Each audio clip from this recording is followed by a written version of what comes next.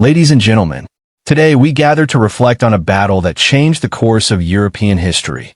The Battle of Waterloo, fought on June 18, 1815. This monumental clash marked the end of the Napoleonic Wars and reshaped the political landscape of Europe for decades to come. For over a decade, Napoleon Bonaparte, the military genius of France, had dominated Europe, leading his armies to numerous victories. But after his initial defeat in 1814 and exile to Elba, the world believed his reign was over. However, in a dramatic turn of events, Napoleon escaped, reclaimed power in France, and led his forces into one final campaign.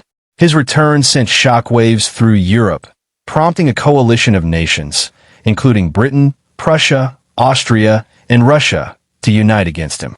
The decisive battle took place in present-day Belgium, where Napoleon faced the Duke of Wellington's Anglo-Allied army and the Prussian forces under Field Marshal Blücher. The fighting was fierce, with Napoleon launching relentless attacks against Wellington's defensive lines. For hours, the outcome hung in the balance, but in the late afternoon, the arrival of the Prussians turned the tide. Surrounded and outnumbered, Napoleon's army crumbled, leading to his final abdication and exile to the remote island of Saint Helena. Waterloo was more than just a military defeat for Napoleon. It marked the end of an era. The Congress of Vienna restored monarchies and established a new balance of power, aiming to prevent another continent-wide war. Britain emerged as a dominant global power, and Prussia's influence grew, laying the groundwork for future European conflicts. The Battle of Waterloo remains a symbol of strategy, determination, and the unpredictable nature of history. It teaches us that even the mightiest empires can fall, and a single day of battle can alter the fate of nations. Napoleon's return. The 100 Days Campaign. Napoleon Bonaparte's return to power in 1815 was one of the most dramatic moments in European history. After his defeat in 1814, he was forced to abdicate and was exiled to the small Mediterranean island of Elba. The victorious Allied powers, Britain, Prussia, Austria, and Russia, believed that Europe was finally rid of him. Meanwhile, France's monarchy was restored under King Louis XVIII, who proved to be unpopular due to his conservative policies and association with the old regime. Despite being confined to Elba, Napoleon closely followed the political developments in France. He knew that dissatisfaction was growing, and many people, including former soldiers, still supported him. Sensing an opportunity, he made a daring escape on February 26, 1815, with a small force of loyal followers. He landed in France on March 1, 1815, near Cannes, and began his legendary march towards Paris. As he advanced northward, soldiers sent to arrest him instead rallied to his side. When he encountered a regiment near Grenoble, he dramatically stepped forward and declared, "If there is one among you who wants to kill his emperor, here I am." Instead of opening fire, the soldiers cheered and joined him. With each step closer to Paris, his support grew, and King Louis XVIII fled the capital. On March 20th, Napoleon entered Paris triumphantly, and within days, he had re-established his rule. This remarkable turn of events became known as the 100 Days, marking the brief but intense period of his return to power. Napoleon immediately set about rebuilding his army and government. However, his return alarmed the Allied powers, who saw him as a threat to European stability. They quickly declared him an outlaw and formed the Seventh Coalition, vowing to defeat him once and for all. Napoleon knew that he had limited time before their massive armies converged on France. His only hope was to strike first, divide the enemy forces, and achieve a decisive victory before they could fully unite. Thus began his final campaign, culminating in the Battle of Waterloo, one of the most significant battles in world history. Formation of the Seventh Coalition, a united front against Napoleon. Napoleon's dramatic return to power in 1815 sent shockwaves across Europe. The great powers that had defeated him just a year earlier, Britain, Prussia, Austria, and Russia, had hoped that his exile to Elba marked the end of nearly 2 decades of war. However, when news broke that he had escaped and marched triumphantly back into Paris. European leaders saw it as a direct challenge to the stability they had worked so hard to restore. Recognizing the immediate threat Napoleon posed, the major European powers swiftly came together to form the Seventh Coalition. On March 25, 1815, Britain, Prussia, Austria, and Russia renewed their alliance, agreeing to contribute troops and resources to remove Napoleon from power once and for all. Other nations, including Sweden, Spain, Portugal, the Netherlands, and several German states, also pledged their support. Together, they vowed to field a massive army, totaling over 1 million soldiers, to crush Napoleon's resurgence.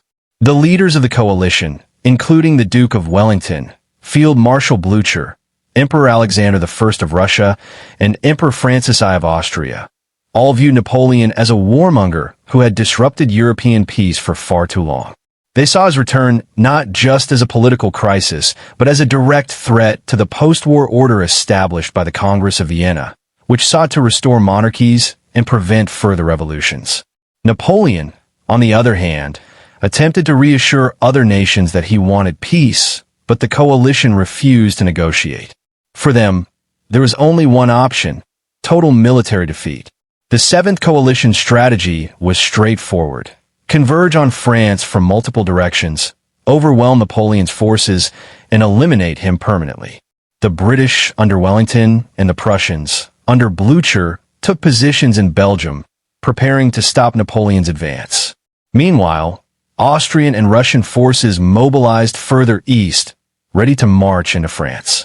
The coalition armies were not just superior in numbers, but also in resources and logistics, something that Napoleon could not match in such a short time. Despite being heavily outnumbered, Napoleon was a master strategist. He understood that if he waited for the coalition armies to unite, France would stand no chance. His only hope was to strike first, defeat his enemies one by one, and force the coalition to collapse before they could launch a full-scale invasion of France. Thus, he devised a bold plan to attack the British and Prussians in Belgium before Austrian and Russian reinforcements could arrive. This decision set the stage for the climactic Battle of Waterloo, a confrontation that would determine the fate of Europe. Location of the battle: the strategic importance of Waterloo. The Battle of Waterloo, fought on June 18, 1815, took place in what is now modern-day Belgium, about 15 kilometers, 9 miles south of Brussels. The battlefield itself was located near the village of Waterloo, with other key locations such as Mont Saint-Jean, La Haye-Saint, and Hougoumont playing crucial roles in the battle's outcome. While the name Waterloo became synonymous with Napoleon's defeat, much of the actual fighting occurred near the surrounding hamlets and farms. Why was Waterloo chosen as the battlefield? The location of the battle was not chosen at random. It was strategically significant for both the French and the Allies. Napoleon had launched his campaign into Belgium with the goal of dividing and defeating the British-led army under the Duke of Wellington and the Prussian army under Field Marshal Blücher before they could unite. He knew that if he could destroy one force before the other arrived, he would gain a significant advantage. Wellington, aware of Napoleon's plan, carefully selected a defensive position south of Waterloo, near Mont Saint-Jean. The ridge of Mont Saint-Jean provided an excellent defensive line, offering natural high ground that allowed Wellington's forces to withstand repeated French attacks. The ridge also shielded his troops from direct artillery fire, giving them a strong defensive advantage. Below the ridge, the terrain was relatively open, which made it difficult for Napoleon's cavalry to charge effectively without being exposed to British and Allied fire. Another key feature of the battlefield was the network of farms and villages, which served as defensive strongholds. Two of the most critical positions were Hougoumont Farm, a well-fortified farmhouse and estate located on Wellington's right flank. Napoleon understood its importance and launched relentless attacks to seize it, but the British defenders, mainly from the Coldstream Guards, held firm throughout the day. Hougoumont played a vital role in disrupting French assaults. La Haye-Saint, a farmhouse located in the center of Wellington's line. French forces managed to capture it after intense fighting, But by then, the tide of battle had begun to turn. The struggle for La Haye Saint demonstrated the brutal close-quarters combat that defined Waterloo. The battlefield's layout also influenced the movement of troops. The wet and muddy ground, caused by heavy rainfall the previous night, significantly slowed down Napoleon's army. His artillery, which had been a key element of his success in past battles, became less effective as cannonballs failed to bounce and roll as intended. This forced Napoleon to delay his initial attack, giving Wellington and Blücher more time to prepare. The proximity of the Prussian forces, stationed near the town of Wavre, was another crucial factor. Wellington had carefully positioned his army close enough for reinforcements to arrive if needed. As the battle raged on, the Prussians under Blücher managed to march toward Waterloo, arriving in the late afternoon. Their timely arrival on the battlefield ultimately sealed Napoleon's fate. Waterloo's location was not just a random place of battle. It was a carefully chosen and decisive battlefield that played a major role in shaping the outcome of one of the most important battles in European history. Opposing commanders, the military geniuses of Waterloo. The Battle of Waterloo was not just a clash of armies, but also a contest between some of the most brilliant military leaders of the time. The outcome of the battle was heavily influenced by the strategies, decisions, and leadership qualities of the commanders involved.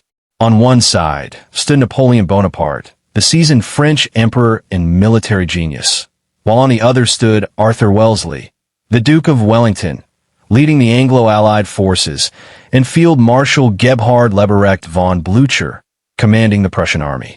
Napoleon Bonaparte, the master of war. By 1815, Napoleon was already a legend in military history. He had won dozens of battles across Europe, outmaneuvering and defeating some of the most powerful armies of his time. His military genius lay in his ability to strike swiftly, use terrain to his advantage, and adapt his tactics to different situations. Despite his strategic brilliance, Napoleon faced significant challenges at Waterloo. He was now 46 years old and in poor health, suffering from ailments such as stomach pain and fatigue, which may have affected his ability to command at full strength. Unlike in his earlier campaigns, where he had well-trained veteran troops, many of his soldiers at Waterloo were inexperienced recruits. Additionally, his most trusted marshal, Louis Nicolas Davout, was left in Paris to manage the government, meaning Napoleon had to rely on less competent subordinates. Napoleon's plan at Waterloo was classic Napoleonic warfare. Attack quickly, break the enemy's lines before reinforcements could arrive, and force a decisive victory. He aimed to smash Wellington's army before the Prussians could reinforce them. However, several key miscalculations, including delays in launching his attacks and underestimating the resilience of Wellington's forces, ultimately cost him the battle. The Duke of Wellington, the Iron Defender. Opposing Napoleon was Arthur Wellesley, the Duke of Wellington, a highly experienced British general. Wellington had already built a strong reputation after leading British forces to victory against the French in the Peninsular War, 1808 to 1814, where he successfully pushed Napoleon's forces out of Spain and Portugal. Unlike Napoleon, who favored bold offensives, Wellington was a master of defensive warfare, known for choosing strong positions, using terrain effectively, and maintaining disciplined, well-trained forces. At Waterloo, Wellington carefully positioned his troops on the ridge of Mont Saint-Jean, giving them a strong defensive advantage. He also spread his forces thinly but effectively, ensuring that the French would have to fight hard for every inch of ground. His use of fortified positions, such as Hougoumont and La Haye Saint, forced Napoleon's army into brutal, exhausting battles that slowed their advance. Wellington's leadership style was calm and decisive. He famously remained on horseback throughout the battle, moving between different parts of the battlefield to personally assess the situation and issue orders. Despite facing intense attacks from Napoleon's forces, he held his army together, repeatedly urging them to stand firm until reinforcements arrived. His ability to maintain order and keep his troops from breaking under pressure was one of the key reasons for his success at Waterloo. Field Marshal Blücher, the unbreakable warrior. The third major commander at Waterloo was Field Marshal Gebhard Leberecht von Blücher, the leader of the Prussian army. At 72 years old, Blücher was significantly older than both Napoleon and Wellington, yet he remained a fierce and determined leader. Known for his aggressive and bold tactics, Blücher had played a crucial role in the defeat of Napoleon in 1814, helping to force the French emperor into exile. Blücher was not a strategist on the same level as Napoleon or Wellington, but he made up for it with unwavering determination and personal bravery. His leadership style was highly energetic, and he was beloved by his troops, who called him Marshal Forwards because of his aggressive approach to battle. Even when he was injured after being thrown from his horse at the Battle of Ligny, June 16, 1815, just 2 days before Waterloo, he refused to step down, ordering his army to regroup and march to Wellington's aid. Blücher's arrival at Waterloo in the late afternoon was the turning point of the battle. His forces attacked Napoleon's right flank, overwhelming the exhausted French soldiers and forcing them into retreat. Without Blücher's intervention, Wellington's army might not have survived the relentless French assaults. The clash of leadership at Waterloo. The Battle of Waterloo was not just a test of military tactics, but also of leadership under pressure. Napoleon's aggressive strategy and battlefield experience were countered by Wellington's defensive brilliance and discipline, while Blücher's relentless determination ensured that Napoleon had no chance to recover. Each commander played a crucial role, and in the end, the combined efforts of Wellington and Blücher proved too much for Napoleon, leading to his final and irreversible defeat. Fierce fighting. The brutal clashes that defined Waterloo. The Battle of Waterloo on June 18, 1815, was one of the most intense and brutal battles in European history. For nearly 10 hours, over 190,000 soldiers from France, Britain, Prussia, and various allied nations clashed in a desperate struggle that would decide the fate of Europe. The fighting was characterized by relentless assaults, brutal hand-to-hand combat, and staggering casualties, making it one of the bloodiest single-day battles of the 19th century.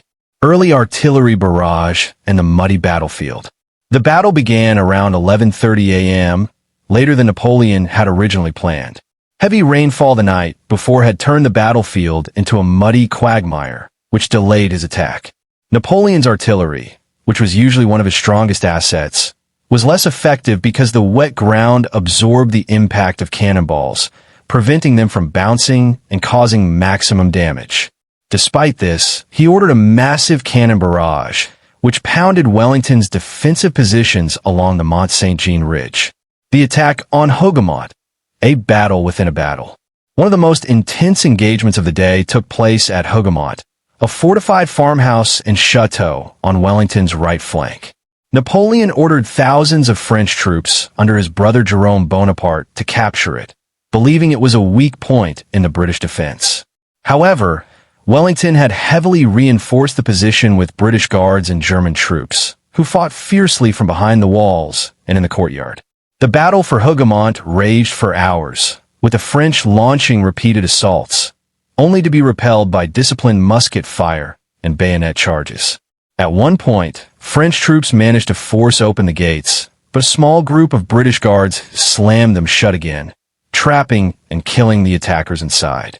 Napoleon continued sending reinforcements, but Hougoumont never fell, consuming thousands of French troops who might have been used elsewhere on the battlefield. The French infantry assault, the heart of the battle. Around 1 p.m., Napoleon ordered a full-scale infantry assault against Wellington's main defensive line. Under the command of Marshal Jean-Baptiste Drouet-Durlin, over 18,000 French soldiers marched in tight formations up the muddy slope toward the British and Allied forces. Wellington had positioned his men behind the ridge, using the terrain to shield them from French artillery. As the French advanced, British and Dutch-Belgian muskets erupted with deadly volleys of fire, causing massive casualties. However, the sheer weight of the French attack began to push Wellington's forces back. Sensing the danger, Wellington unleashed his heavy cavalry, including the famous Scots Greys and Household Cavalry, in a devastating countercharge. The British cavalry smashed into the French infantry, cutting them down with sabers and pushing them back in chaos. However, in their enthusiasm, the cavalry overextended their charge, allowing Napoleon's cavalry to counterattack and inflict heavy losses. The capture of La Haye-Saint, a turning point. By the late afternoon, one of Napoleon's key objectives was to capture La Haye-Saint, a fortified farmhouse located in the center of the battlefield. The farmhouse was held by German troops from the King's German Legion, who fought bravely despite running low on ammunition. After hours of relentless fighting, the French finally overran La Haye-Saint, opening a gap in Wellington's center. Napoleon saw this as his chance to deliver the final blow. Napoleon's grand cavalry charge, a desperate gamble. At around 4 p.m., Napoleon ordered a massive cavalry charge, believing that Wellington's army was beginning to collapse. Led by Marshal Michel Ney, the French sent over 9,000 cavalrymen charging up the ridge toward the British lines. However, Wellington had anticipated the attack and ordered his men to form infantry squares, a powerful defensive formation that could withstand cavalry assaults. As the French cavalry swarmed around the squares, they were met with withering musket fire, while British artillery from the rear pounded them with deadly cannon shots. Despite repeated charges, the squares held firm, and the cavalry was unable to break through. Ney, refusing to admit defeat, kept throwing more and more cavalry into the fight, but by the time he realized the attack had failed, thousands of French horsemen had been lost for little gain. The arrival of the Prussians, the tide turns. As the evening approached, the battle remained undecided. Napoleon had hoped that his forces could break Wellington's army before the Prussians arrived, but by 5:30 p.m., Blücher's Prussian forces began appearing on the battlefield. They attacked Napoleon's right flank near the village of Plancenoit, forcing him to divert thousands of troops to deal with this new threat. The fighting in Plancenoit was savage, with Prussian and French soldiers engaging in brutal hand-to-hand combat for control of the village. Napoleon's Imperial Guard, his most elite troops, were sent in to push the Prussians back, but they were outnumbered and exhausted from hours of fighting. The Imperial Guard's last stand, Napoleon's final gamble. As the battle neared its climax, Napoleon made one final, desperate attempt to secure victory. He ordered his Imperial Guard, his most feared and undefeated troops, to march up the ridge and break Wellington's center. The sight of these veteran soldiers moving in formation struck fear into Wellington's forces, but as they advanced, they were met with a deadly ambush. British and Dutch troops, hidden behind the ridge, suddenly rose and fired devastating volleys into the advancing guard. The once invincible soldiers hesitated and fell back, leading to panic spreading through the French lines. When the British and Prussians launched a counterattack, the French army collapsed in a full retreat. The battle that had raged fiercely throughout the day had now turned into a rout, marking the end of Napoleon's final bid for power. The role of the Imperial Guard, Napoleon's elite troops, and their last stand. The Imperial Guard was the most elite and feared force in Napoleon's army. Known as Les Grognards, the Grumblers, these veteran soldiers had been with Napoleon through his greatest victories and had never been defeated in battle. At Waterloo, they played a crucial role, both as a symbol of Napoleon's power and as his final desperate hope for victory. The prestige and power of the Imperial Guard. The Imperial Guard was not just an ordinary division of Napoleon's army. It was a hand-picked force, composed of the most experienced and battle-hardened soldiers of the French military. Entry into the Guard was extremely selective. Only soldiers who had proven their bravery in previous campaigns, served a certain number of years, and earned commendations from their officers were allowed to join. The Old Guard, Napoleon's most trusted and veteran soldiers, often seen as his personal bodyguards. These men had fought with him in battles across Europe, from Austerlitz to Borodino, and were known for their iron discipline and unshakable morale. The Middle Guard, experienced soldiers, slightly younger than the Old Guard but still highly skilled and battle-tested. The Young Guard, less experienced troops who were being groomed for future roles in the higher ranks of the Guard. At Waterloo, Napoleon knew that the Imperial Guard was his ultimate weapon, a reserve force that could be unleashed at the critical moment to deliver a decisive blow. Throughout the battle, he held them back, waiting for the right time to strike. The moment of crisis, Napoleon's desperate decision. By the evening of June 18th, 1815, the battle was slipping away from Napoleon. His earlier cavalry charges had failed, and the relentless attacks on Hougoumont and La Haye-Saint had cost him thousands of men.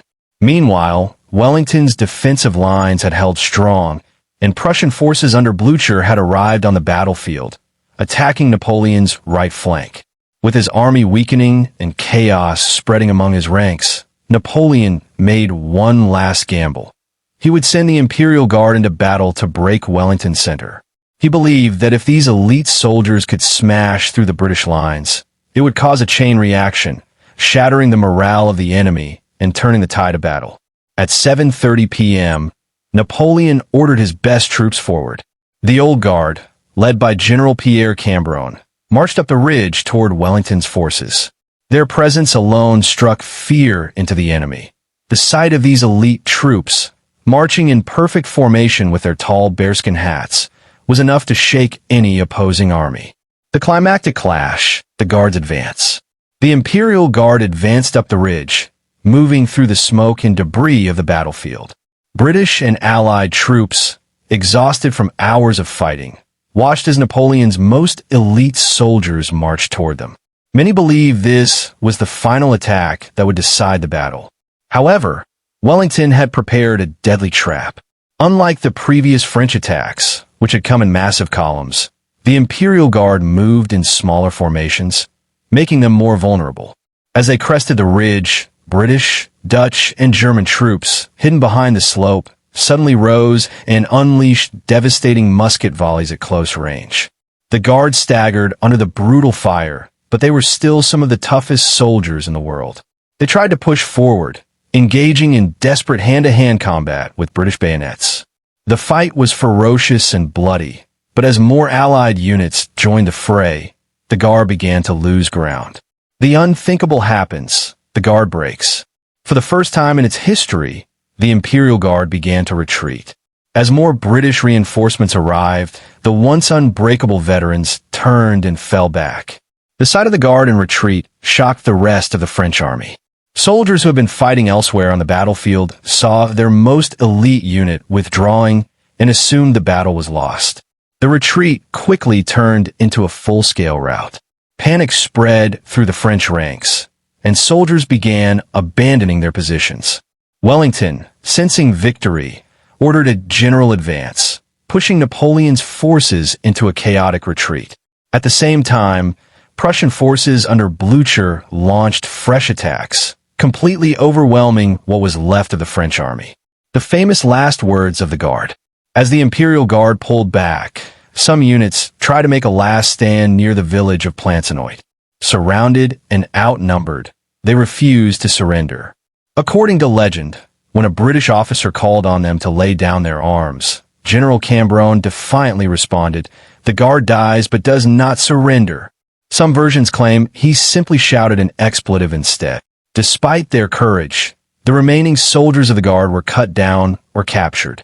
The once invincible force had been defeated, marking the final collapse of Napoleon's army at Waterloo. The role of the Prussian army, Blücher's crucial intervention. The arrival of the Prussian army under Field Marshal Gebhard Leberecht von Blücher was one of the most decisive moments of the Battle of Waterloo. Without Prussian reinforcements, Napoleon might have won the battle, as Wellington's forces were exhausted and barely holding on against repeated French assaults. The Prussian intervention on Napoleon's right flank completely shifted the balance of power, ensuring the defeat of the French emperor and ending his rule forever. Blücher's determination, a leader who refused to quit. At 72 years old, Blücher was one of the oldest generals on the battlefield, but he was still a fearless and aggressive commander. He had already played a major role in defeating Napoleon in 1814, helping to push the French emperor into exile on Elba. When Napoleon returned to power in 1815, Blücher immediately rejoined the war, determined to crush him once and for all. 2 days before the Battle of Waterloo, Blücher's army fought Napoleon at the Battle of Ligny, June 16, 1815. Napoleon defeated the Prussians, but they were not destroyed. Even though Blücher was injured in the battle, thrown from his horse and trampled, he refused to leave his army. He recovered quickly and, instead of retreating far away, he made a bold decision. He would regroup his army and march toward Wellington to support the British-led coalition at Waterloo. The difficult march to Waterloo. After the defeat at Ligny, the Prussian army was scattered, with some units retreating in different directions. Napoleon assumed that the Prussians were too weak to return, which turned out to be one of his greatest mistakes. Blücher and his chief of staff, General August von Gneisenau, managed to reorganize their forces rapidly and made an incredibly difficult march through muddy roads to reach Wellington in time. The Prussian army had to cover a distance of over 20 kilometers, 12 miles, through difficult terrain. The roads were soaked with rain, slowing down their cannons and supply wagons. Many of the soldiers were exhausted and wounded from the battle at Ligny, but Blücher pushed them forward, knowing that if they arrived in time, they could change the course of the battle. Meanwhile, Napoleon made a critical error. He sent Marshal Emmanuel de Grouchy with 33,000 men to chase the retreating Prussians, hoping to keep them away from Waterloo. However, Grouchy moved too slowly and failed to block Blücher's march. Instead of turning back to help Napoleon, he continued chasing minor Prussian units, leaving the main Prussian army free to reinforce Wellington. The Prussian army enters the battle. By the afternoon of June 18, 1815, the battle at Waterloo was raging, and Wellington's army was under immense pressure. The French had made several fierce attacks, including the massive cavalry charges led by Marshal Ney, but Wellington's forces had held their defensive position on the Mont Saint-Jean Ridge. However, by 5 p.m., they were running out of reserves and barely holding on. At that crucial moment, the first Prussian units began arriving on the battlefield. The vanguard of Blücher's army, under General Friedrich von Bülow, attacked the French at the village of Plancenoit, a key position on Napoleon's right flank. This forced Napoleon to redirect thousands of soldiers, weakening his assault on Wellington. The French and Prussians fought fiercely for control of Plancenoit. Napoleon sent his elite Imperial Guard to drive the Prussians back, but the Prussians refused to give up. After hours of brutal fighting, the Prussians overwhelmed the French defenders, securing the village and pressing toward the main battlefield. The final blow, the Prussian and British attack. As the Prussians pushed forward, Wellington saw his opportunity. Around 7:30 p.m., he ordered a general advance of his entire army, while Blücher launched a final assault on Napoleon's right flank. With their lines collapsing and no reinforcements left, the French army fell into full retreat. Blücher was relentless in his pursuit. He ordered his troops to chase the retreating French throughout the night, preventing them from regrouping. His cavalry hunted down Napoleon's forces, ensuring that the French army was completely destroyed. Blücher and Wellington, the alliance that won the day. After the battle, Wellington and Blücher met and congratulated each other on their victory. They had fought as allies, but with different strategies. Wellington had defended stubbornly, while Blücher had attacked aggressively. Together, they had defeated one of the greatest military commanders in history. Blücher's role in the battle cannot be overstated. Without his determination, quick decisions, and relentless pursuit, Napoleon might have survived the battle and continued his campaign. The Prussian intervention at Waterloo was the final nail in the coffin of Napoleon's empire, marking the end of the Napoleonic Wars and reshaping the future of Europe. The collapse of the French army, chaos, and the breaking of Napoleon's forces. As the sun began to set on June 18, 1815, the once mighty French army, which had fought with incredible determination throughout the day, was beginning to unravel. After nearly 10 hours of brutal combat, Napoleon's forces, which had launched wave after wave of attacks against Wellington's defensive positions, found themselves exhausted, disorganized, and vulnerable. The final blows from the British, Allied, and Prussian forces triggered a full-scale collapse, marking the decisive moment when Napoleon's dream of reclaiming his empire was finally shattered. Signs of collapse, the withering French attacks. Earlier in the battle, Napoleon had believed that his forces were on the brink of victory. His infantry assaults, devastating cavalry charges, and the capture of La Haye Sainte had weakened Wellington's center.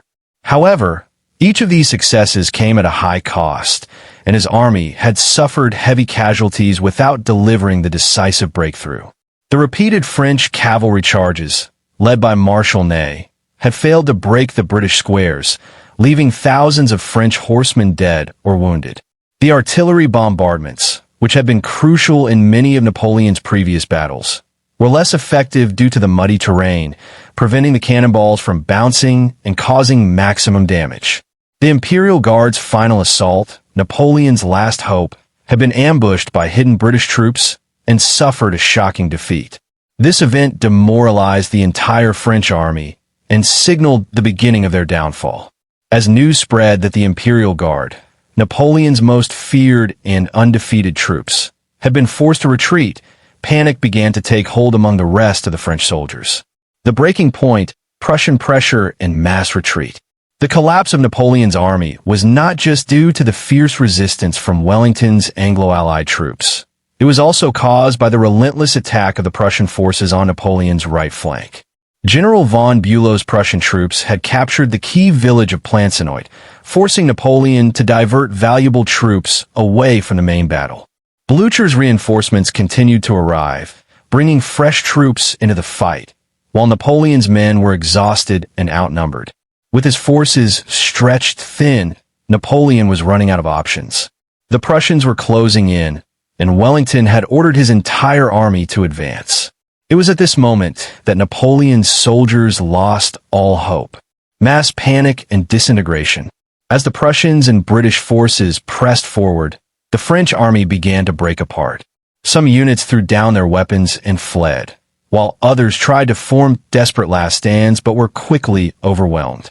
The Old Guard, Napoleon's most loyal soldiers, attempted to cover the retreat, but they too were being pushed back and surrounded. The once disciplined French army dissolved into chaos, with soldiers running in all directions. Many abandoned their weapons, supplies, and even their uniforms in their desperate attempt to escape.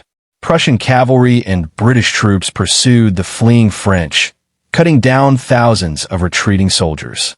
In previous battles, Napoleon had always managed to rally his troops, but this time was different. The sight of the Imperial Guard retreating, combined with the arrival of overwhelming enemy forces, caused a complete loss of morale. The French army, which had fought so fiercely all day, now crumbled into disorderly mobs. Napoleon's personal escape, the emperor's realization. As the battle turned into a disastrous rout, Napoleon himself was forced to flee the battlefield. Up until the last moment, he had hoped to turn the tide, but when he saw his Imperial Guard breaking, he knew that Waterloo was lost. He quickly mounted his horse and, accompanied by a small group of loyal officers, retreated from the battlefield, heading south toward France. His once grand army was now a shattered force, with thousands dead, wounded, or captured. His reputation as an invincible military genius had been completely destroyed in a single day. As the remnants of his army streamed away in confusion, Napoleon rode toward Paris, knowing that his reign was over and that Europe would never again be his to conquer. Aftermath of Waterloo, the end of Napoleon's rule and the fate of Europe. The Battle of Waterloo was not just a military defeat for Napoleon. It was the moment that sealed his fall from power and reshaped the course of European history. In the days and weeks following the battle, the consequences of his final failure became brutally clear. Napoleon's empire, once the dominant force in Europe, was now crumbling, and his enemies were determined to ensure he would never return. The aftermath of Waterloo was felt far beyond the battlefield. It led to the final abdication of Napoleon, the complete redrawing of Europe's political map, and the beginning of an era of relative peace under the Congress of Vienna. However, it also left France humiliated, its people divided, and its army in ruins. The battle may have lasted only a single day, but its impact would last for decades. Napoleon's retreat, the long road to abdication. After his disastrous defeat, Napoleon fled the battlefield with what remained of his personal guard. Riding south toward France, he desperately tried to salvage the situation, believing he might still have time to regroup his forces. However, as he traveled, The reality of his defeat became impossible to ignore. His once mighty army was shattered. Thousands had been killed, wounded, or captured. Those who survived were in full retreat, many throwing away their weapons in fear of pursuit. News of the defeat spread quickly across France, causing widespread shock and panic. Many of Napoleon's former allies and supporters abandoned him, realizing that his rule was now unsustainable. French politicians, including members of the Chamber of Deputies, saw that Napoleon's position was hopeless and began negotiating with the Allied powers. By the time Napoleon reached Paris on June 21, 1815, he knew that his political career was over. The French government turned against him, urging him to abdicate in order to prevent a full-scale invasion of France by the victorious Allied armies. Despite his initial resistance, Napoleon realized that he had no choice. On June 22, 1815, he formally abdicated the throne for the second time, handing power over to his son, Napoleon II. However, this was merely a symbolic gesture. His enemies refused to recognize his son as emperor, and the Bourbon monarchy was soon restored under King Louis XVIII. Napoleon's final attempt to escape. Even after abdicating, Napoleon still hoped to avoid capture and flee to the United States, where he could live in exile and perhaps even plan a return. He traveled to the port of Rochefort, hoping to find a ship that would take him across the Atlantic. However, the British Navy had already blockaded the coast, making escape impossible. On July 15, 1815, Napoleon surrendered to the British, realizing that he had no other options. Instead of being allowed to live in exile in America or Britain, he was imprisoned on the remote island of Saint Helena, a tiny volcanic island in the South Atlantic Ocean, thousands of miles from Europe.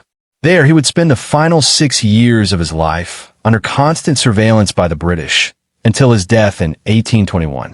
The fate of France, a nation in defeat. The defeat at Waterloo was a catastrophe for France. After more than 2 decades of war, the country was now at the mercy of the Allied powers. The victorious nations, Britain, Prussia, Austria, and Russia, occupied Paris and imposed harsh terms on the French government. The Bourbon monarchy was restored under King Louis XVIII, bringing an end to the era of revolutionary and Napoleonic rule. France was forced to pay heavy reparations, return all territories it had conquered, and accept foreign occupation for several years. Thousands of French officers and soldiers who had served Napoleon were disbanded or exiled, while many Napoleonic loyalists faced persecution. For many in France, Waterloo was not just a military defeat, it was a national humiliation. The country had gone from dominating Europe under Napoleon to being humbled by its enemies. However, the end of the Napoleonic Wars also brought stability to the continent, allowing France to slowly recover over the next few decades. The impact on Europe, a new balance of power. Waterloo was more than just the end of Napoleon. It was the beginning of a new political order in Europe. The victorious Allied powers redrew the map of Europe and established a system designed to prevent future conflicts. The Congress of Vienna, which had begun in 1814, was now completed, restoring old monarchies and creating a balance of power that would shape European politics for the next century. Britain emerged as the dominant naval and economic power, while Prussia's military prestige grew, setting the stage for the unification of Germany later in the century. Russia and Austria solidified their influence over Eastern and Central Europe, while France was left weakened and isolated. Though Waterloo was a decisive victory for the Allied powers, it also left behind deep political and social tensions that would eventually lead to new conflicts. The dreams of revolution and nationalism, which Napoleon had spread across Europe, did not die with his defeat. Instead, they would resurface in the revolutions of 1830 and 1848, and in the eventual rise of new empires and nations. The legacy of Waterloo, how it shaped the future of warfare in Europe. The Battle of Waterloo was not just a defining moment in the Napoleonic Wars. It was a turning point that shaped the future of Europe and influenced military strategy, political ideologies, and international relations for decades to come. The battle's significance went far beyond the battlefield itself. as it led to the end of Napoleon's rule, the rise of a new European balance of power, and the development of military tactics that would be studied and refined by future generations. Even though it marked the final defeat of Napoleon Bonaparte, Waterloo became one of the most studied battles in history, influencing how wars were fought, how nations dealt with military threats, and how alliances were formed.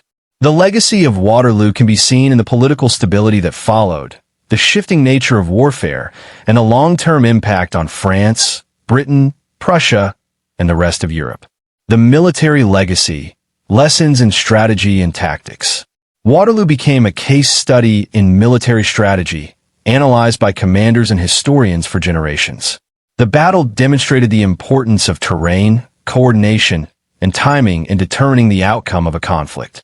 Defensive strategy and the importance of holding ground. Wellington's use of strong defensive positions on the Mont Saint-Jean Ridge was a key factor in repelling French attacks. His ability to hold his ground against repeated assaults proved the effectiveness of defensive warfare, influencing later battles. The role of reserves. Wellington's ability to keep his reserves intact until the critical moment was a major reason for his victory. Napoleon, on the other hand, committed his best troops too late, particularly the Imperial Guard.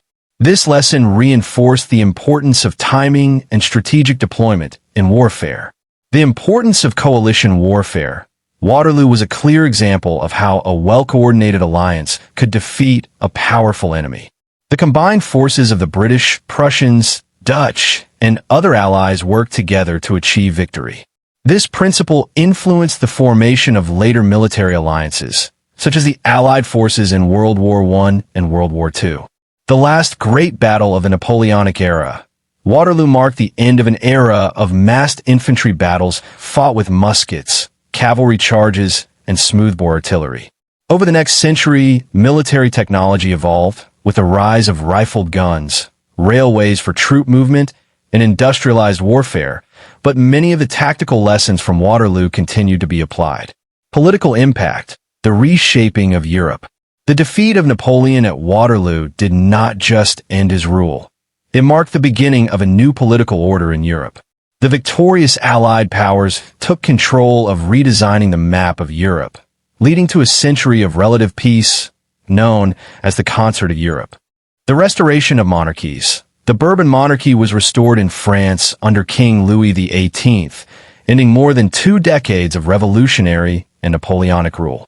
Across Europe, monarchies reasserted their power, reversing many of the democratic and nationalist changes that Napoleon had introduced. The Congress of Vienna and the balance of power. After Napoleon's defeat, the leaders of Europe gathered to redraw borders and establish a new political order. The goal was to prevent any one nation from becoming too dominant, ensuring a balance that would maintain stability. This system prevented major wars in Europe for nearly a century until World War I. The decline of French power. France, once the dominant power in Europe under Napoleon, was weakened and isolated after Waterloo. The country was forced to accept harsh peace terms, pay reparations, and return to its pre-revolutionary borders. While France remained a major power, it no longer had the ambition or capability to conquer Europe. The impact on Britain, a new global power. For Britain, Waterloo was not just a military victory. It was the moment that confirmed its status as a dominant world power. Britain had played a leading role in defeating Napoleon, and with his fall, Britain emerged as the strongest economic and military force in Europe. The expansion of the British Empire. With Napoleon defeated, Britain could now focus on expanding its colonial empire, leading to its dominance in India, Africa, and other parts of the world. Over the next century, Britain would become the largest empire in history. The rise of Wellington as a national hero. The Duke of Wellington became one of Britain's most celebrated military leaders, later serving as Prime Minister. His victory at Waterloo became a symbol of British resilience and military excellence. Naval and economic superiority. Britain's success in the Napoleonic Wars cemented its control over global trade and naval supremacy. The Royal Navy became unchallenged on the seas, allowing Britain to dominate world commerce. The influence on Prussia and the German states. The Prussian victory at Waterloo, alongside Wellington's forces, had major consequences for Germany's future. The battle boosted Prussia's reputation, setting the stage for its rise as a European superpower. Prussia's military prestige. The Prussian army's crucial role in defeating Napoleon increased its influence and military reputation. Over the next few decades, Prussia would continue to strengthen its army, leading to its dominance in German affairs. The path to German unification. The experience of coalition warfare at Waterloo demonstrated that a united German force could be a major power. Prussia would later use this lesson in the wars against Austria, 1866, and France, 1870-71, leading to the creation of a unified German empire under Prussian leadership. Cultural and historical impact. Waterloo in memory and myth. Waterloo quickly became a legendary battle, inspiring countless books, paintings, and historical studies. It was seen as a defining moment of the 19th century, symbolizing the fall of an empire and the rise of a new order. Napoleon's myth and legacy. Despite his defeat, Napoleon's legend only grew after Waterloo. Many in France continued to admire him, seeing him as a visionary leader who had been betrayed by fate. Even today, he remains one of history's most studied military leaders. The Waterloo name in popular culture. The name Waterloo became synonymous with ultimate defeat, appearing in literature, politics, and even music. It is often used to describe moments when great leaders or nations suffer their final downfall. Battlefield tourism and historical studies. Waterloo became one of the first major battlefields to be preserved and studied. Today, the battlefield remains a popular tourist destination, with monuments, museums, and reenactments that keep the memory of the battle alive. The long-term effects. The end of an era. Waterloo marked the end of the Napoleonic era and the beginning of a new phase in European history. The war had reshaped nations, inspired revolutions, and changed military tactics forever. While Napoleon's empire had collapsed, the ideas he had spread, nationalism, meritocracy, and the concept of modern warfare, would continue to influence the world for generations. Though the guns of Waterloo fell silent on June 18, 1815, its legacy has echoed through history. The battle was not just a moment of military triumph or defeat. It was a turning point that shaped the destiny of Europe and the world. The end of an era, the beginning of a new world. The Battle of Waterloo was more than just the end of Napoleon's reign. It was the moment that reshaped Europe and set the course for the 19th century. It was a clash of empires, strategies, and ideologies, where the ambitions of one of history's greatest generals were crushed by the combined might of his enemies. Napoleon's defeat marked the end of an age of revolutionary warfare and the beginning of a new political order, where diplomacy and balance of power dictated the fate of nations. For France, it was a humiliating loss, but for Britain, Prussia, and the other Allied powers, it was a victory that ensured stability in Europe for nearly a century. The battle demonstrated the power of coalition warfare, the importance of military discipline and strategy, and the unpredictability of war, where a single day could change the fate of an entire continent. But beyond the battlefield, the legacy of Waterloo lived on. The myths surrounding Napoleon continued to inspire leaders, military strategists, and revolutionaries. The lessons learned influenced modern warfare, diplomacy, and nationalism. Even today, the echoes of Waterloo can be seen in how nations remember their victories, study their defeats, and shape their futures. Though the cannons have long since fallen silent, Waterloo remains a defining moment in history, a battle that not only ended an empire, but also laid the foundation for the world that followed.